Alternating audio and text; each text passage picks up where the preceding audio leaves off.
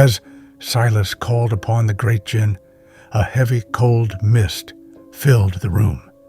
The ancient guardian appeared.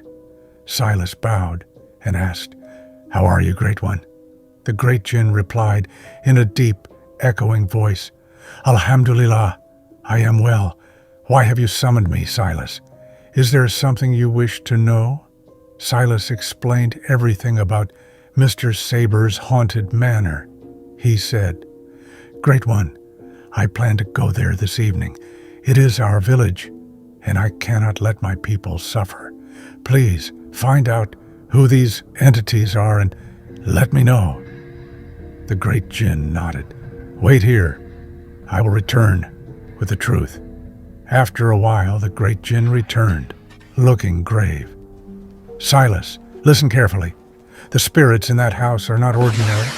They belong to different powerful tribes: Marid, Ifrit, Naznas, Ghoul, and Ashik. They have formed a deadly alliance to practice dark magic in isolation." He continued, "They originally lived in a cremation ground in Kerala, India, practicing forbidden sorcery. But the tantrics, powerful Indian occultists of that area, forced them out. Having nowhere to go, they crossed borders and took refuge in Saber's abandoned house. There is one more thing," the great jinn warned. "The 3 villagers who died, they managed to kill 2 spirits from their pack that night. Now, the remaining 8 are consumed by rage. They don't just want the house. They want to wipe out the entire village. Be very careful, Silas. Call me if you need my strength." With that, he vanished. Soon, the villagers gathered at Silas's house. Leo was there, watching anxiously. "Silas, the sun is setting. We are waiting for you," one villager shouted.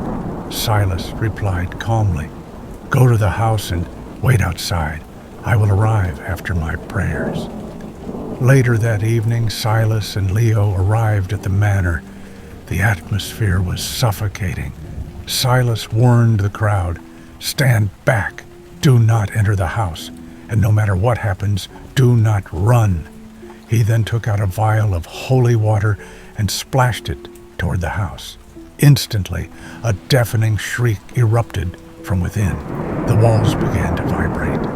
"I am going in," Silas declared. An elder villager stopped him. "The last specialist said the same thing, Silas. They threw him like a rag doll. Will you be safe?" Silas smiled faintly. "Let's see what they can do to me. Stay quiet and listen to our conversation from out here." As Silas stepped inside, the noise stopped. "Why so quiet now? Speak up," Silas challenged. The house began to shake violently. "Stop these cheap tricks," Silas shouted. "They don't scare me. Why did you come here?" A terrifying, distorted voice boomed from the shadows. "Exorcist, wherever we go, that land becomes ours. We like this house, and we are staying." Silas stood his ground. "You are terrorizing my people. This is a place for the living. Leave now," the spirit hissed. "You have no idea who we are. We will not leave. Instead, we will empty this village. Your men killed 2 of our brothers. For that, every soul in this village will pay with their lives." "You think it's that easy?" Silas roared. "Try me." Suddenly, the room was filled with the sounds of monstrous beasts circling Silas in the dark. Silas quickly sprayed more holy water around him. "I know you were kicked out of Kerala by the tantrics. I will do the same here. Leave!" "Never!" they screamed. Seeing no other way, Silas used his spiritual seals to trap one of the spirits in a mystical vessel. The remaining 7 spirits were furious. They manifested into hideous, beast-like forms and charged, not at Silas, but out through the door toward the villagers. The sight of the 7 monsters was too much. Despite Silas's warnings, the villagers screamed in terror and fled toward their homes. Many tripped and were injured in the stampede. "Stop! Don't run! I am here!" Silas shouted, but no one listened. The ritual was broken. Silas had no choice but to retreat for the night, taking Leo with him. Back at home, Leo sat on his bed, exhausted.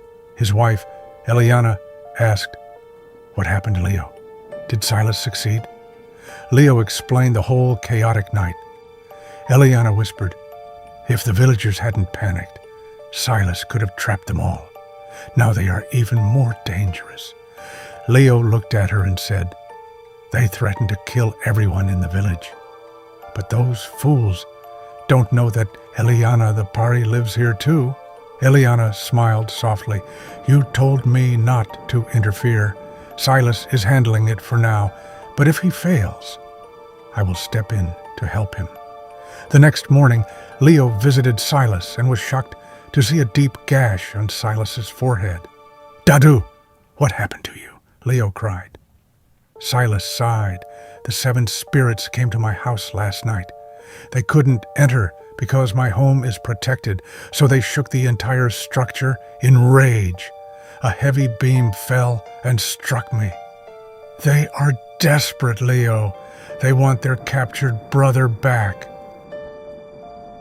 Seeing the injury on Silas's forehead, Leo said, "Silas, your condition looks serious. Let's go to a doctor." Silas shook his head. "No, I'll be fine. It's just a scratch." Just then, a group of villagers arrived. Silas looked at them and said sternly, "Why have you come now? I told you last night not to run. I was there to protect you because of your panic. I couldn't trap those entities." The villagers bowed their heads in shame. "What could we do, Elder?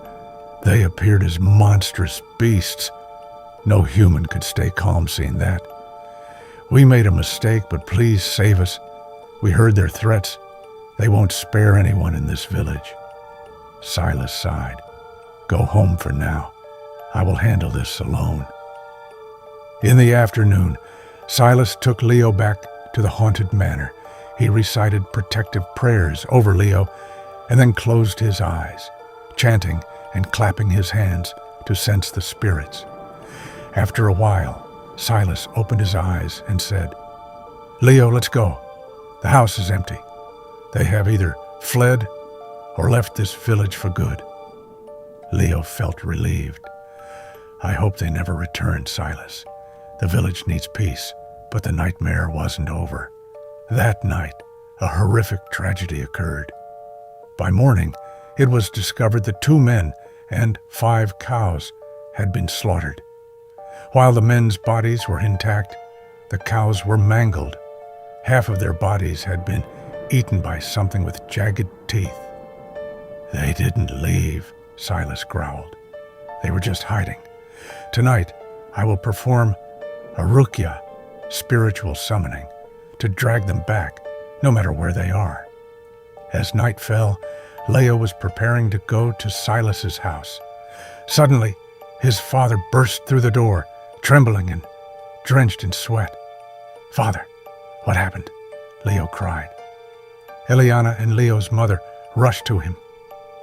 "The haunted house," his father stammered. "I was coming home from the shop with sweets for everyone. As I passed the manor, a deep voice whispered from behind, 'Hey, why are you taking those sweets past us? Give them to us.' His father continued, shaking with fear. I turned around and saw a headless man standing there. I tried to run forward, but then I saw another headless torso rolling on the ground in front of me. I dropped the sweets and ran from my life." Hearing this, Eliana's eyes flared with rage. "Terrorizing my father-in-law for sweets?" she whispered. "Tonight, I will show them who the real predator is." Before anyone could say a word, Eliana vanished into the air.